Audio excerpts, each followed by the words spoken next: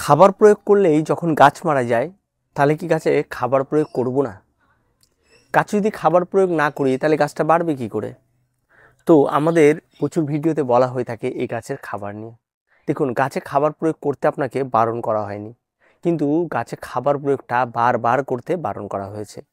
আমাদের প্রচুর বাগানী বন্ধুরা রয়েছে যারা সাধারণত গাছকে বাড়িয়ে তোলার জন্য গাছের খাবারের উপরেই জোর দিয়ে থাকে এবং তারা বারবার করে গাছের গোড়ায় খাবার প্রয়োগ করে, যার ফলস্বরূপ ইনডোর হোক, আউটডোর হোক, সিজনাল প্ল্যান্ট হোক, এই সমস্ত জৈব খাবারগুলি যারা গাছের গোড়ায় জল ধরে এবং পরবর্তীতে ফলস্বরূপ গাছের গোড়া পচে মারা যায়।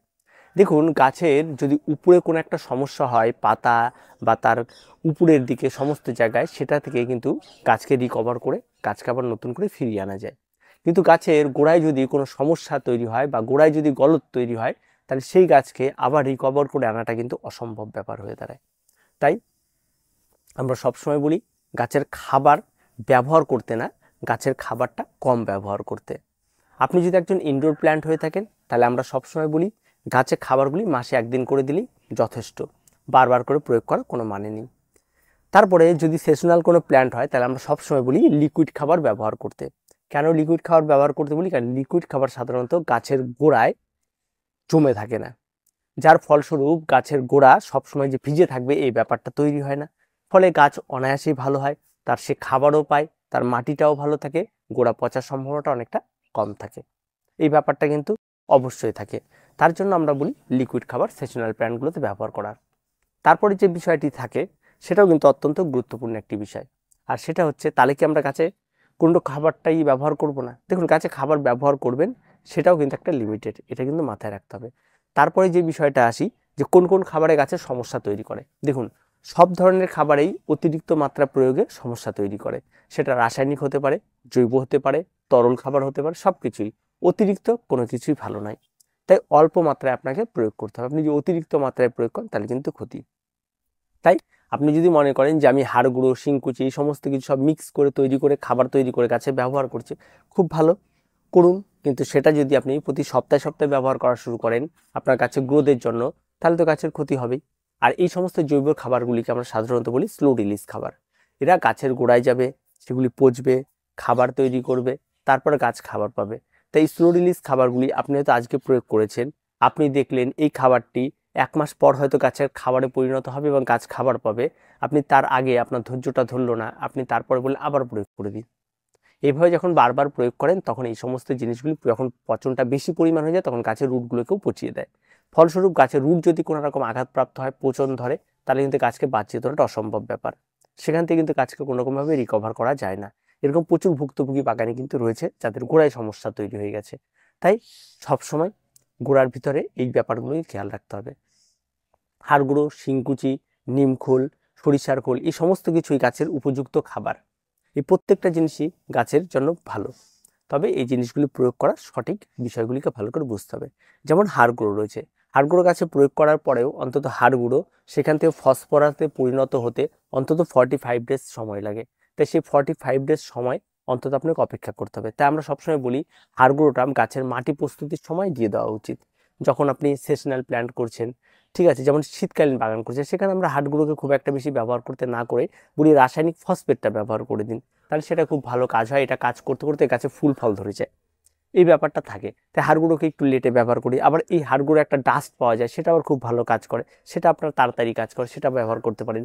শিংকুচির ক্ষেত্রেও এইরকম ব্যাপারগুলি অনেকটা থাকে, অনেকটা লেটে কাজ করে। তবে এই জিনিসগুলি কিন্তু প্রত্যেকটা গাছের জন্য উপকার। তাই আপনাকে দিয়ে একটু ধৈর্য ধরতে হবে, অধৈর্য হয়ে গেলে কিন্তু হবে না। তারপরে সরিষার খোল, সরিষার খোল কেউ পচিয়ে ব্যবহার করছে, কেউ ডাস্ট গাছের গোড়ায় ব্যবহার। যারা ডাস্ট ব্যবহার করছেন তাদের ক্ষেত্রে কিন্তু আবারও বলি মাটি তৈরির সময় ব্যবহার করে দেন, একরকম বিষয়। যদি গাছের গোড়ায় যদি ডাস্ট দেওয়া শুরু করেন তাহলে কিন্তু এই ডাস্ট যখনই দেবেন, গাছের গোড়ায় নিড়ানি দেবেন, জল দেবেন, এই ডাস্ট আবার পচবে এবং গাছের গোড়াতে দুর্গন্ধ ছড়াবে, গোড়া পচার সম্ভাবনা তৈরি হবে। তাই এটা লিমিটেড, খুব লিমিটেড, এই বিষয়গুলি কিন্তু অবশ্যই থেকে যায়। শীতকালীন বাগান বা সেসনাল প্ল্যান্টের ক্ষেত্রে খাবার প্রয়োগটা অত্যন্তই গুরুত্বপূর্ণ, সেগুলি বিবেচনার সঙ্গে দেখতে হয়। যার জন্য আমরা সবসময় বলি শীতকালীন বাগানে লিকুইড খাবার প্রয়োগ করতে।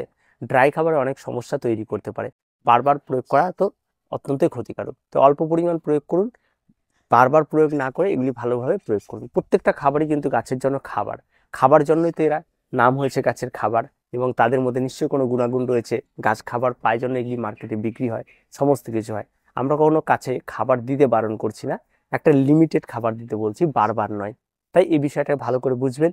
এই খাবার বারণ করা বা খাবারের উপর গাছের গ্রোথ, গাছে খাবার দিলে গাছের গ্রোথ হবে, এগুলি মিস ইউজ করবেন না, বা এগুলির মানেগুলো ভুল বার করবেন না। আমরা অনেক সময় বলি গাছের খাবারের উপর নির্ভর করে না গাছের বেড়ে ওঠাটা, তাছাড়াও আরো অনেকগুলি বিষয় রয়েছে। তাই মানে গাছে খাবার দেবো না, গাছে খাবার না দিলেও গাছ বাড়বে, এই বিষয়টা নয়। গাছে খাবার দিতে হবে, কিন্তু তার সঙ্গে সঙ্গে গাছে পর্যাপ্ত সূর্যালোকটাও দিতে হবে, গাছকে জলও দিতে হবে। এই সমস্ত কিছু যখন ঠিকঠাকভাবে পড়বে, তবে একটা গাছ সঠিক ইমিউনিটি পাওয়ার নিয়ে সঠিকভাবে তৈরি হবে আপনার ছাদ বাগানে। তবে সেই গাছটির দিকে তাকালে গাছের গ্লেজি, গাছের ইমিউনিটি পাওয়ার, গাছের রোগাক্রান্ত হওয়ার সম্ভাবনা অনেকটা কম থাকে।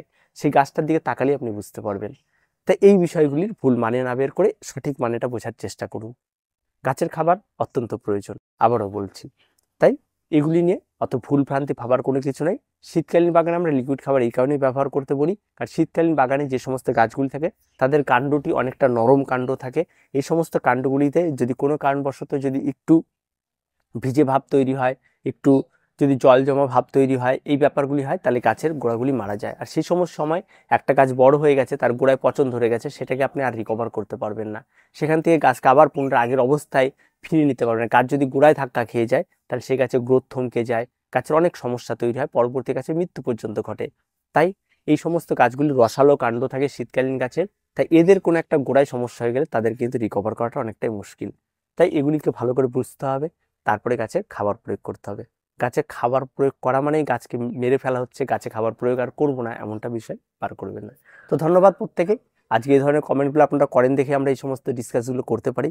তো দেখা হচ্ছে পরবর্তী ভিডিওতে। প্রত্যেকে ভালো থাকবেন, প্রত্যেকে সুস্থ থাকবেন।